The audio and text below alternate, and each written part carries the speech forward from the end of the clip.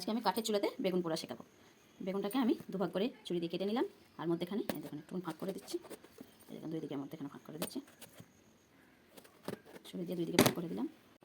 2-3টে রসুনের কোয়া নিলাম, দিয়ে মধ্যে ভরে দিচ্ছি।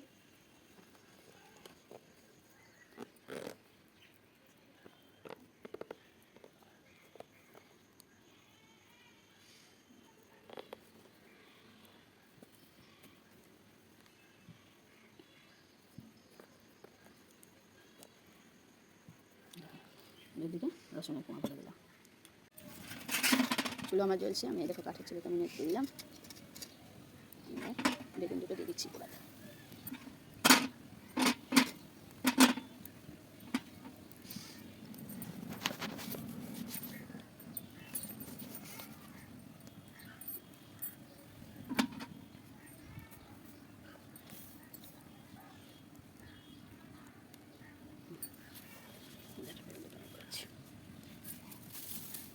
আমাদের সর্ষের কাঠিয়া আছে, সর্ষের কাঠিয়া দিই।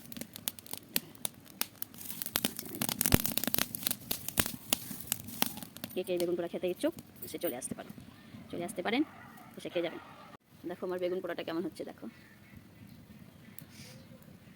এবার আমি বেগুনটাকে উল্টে দেবো।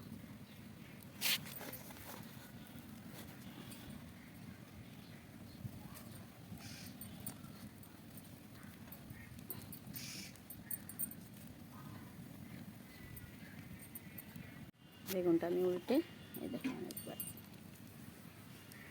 দিলাম চাপিয়ে চুলোতে। ওইদিকে আমার আর একটা তরকারি হাঁড়ি হচ্ছে, এটা আমার 2 চুলো, দুদিকে কাঠে রান্না হচ্ছে। আর একটা হাঁড়িতে রান্না হচ্ছে কপি আলুর তরকারি, মাংস দিয়ে কপি দিয়ে আলু দিয়ে রান্না হচ্ছে। এই দেখো মাংস দিয়ে কপি দিয়ে আলু দিয়ে রান্না হচ্ছে। দেখো আমার বেগুন পোড়ানো হয়ে গেছে, আমি এবার নামিয়ে নিলাম। বেগুনটাকে পরিষ্কার করে দিয়ে নেবো। দেখো বেগুনটা আমি পরিষ্কার করে ছাড়িয়ে নিচ্ছি, খোসা ছাড়িয়ে নিচ্ছি বেগুনটার। বেগুনটা আমার পরিষ্কার করা হয়ে গেছে। দেখো রসুন আছে, এই দেখো রসুন দিয়ে চুলোতে বেগুন পোড়ানোর এটাই গুণ যে ভেতরে রসুন ভরে দিলে রসুনটা শুধু পরবর্তীতে সেদ্ধ হয়ে যায়, পুড়ে যায়।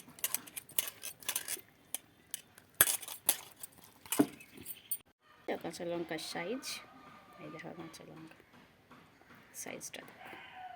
এই কাঁচা লঙ্কাটা দেবো, আর দিলাম 1 ফোঁটা সর্ষের তেল, আর দিয়ে দেবো একটু সামান্য লবণ।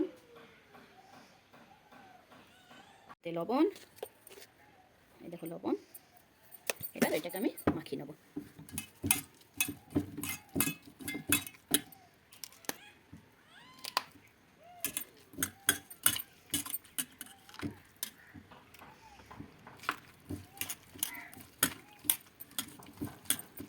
আমার বেগুন পোড়া, বেগুন মাখানো কমপ্লিট।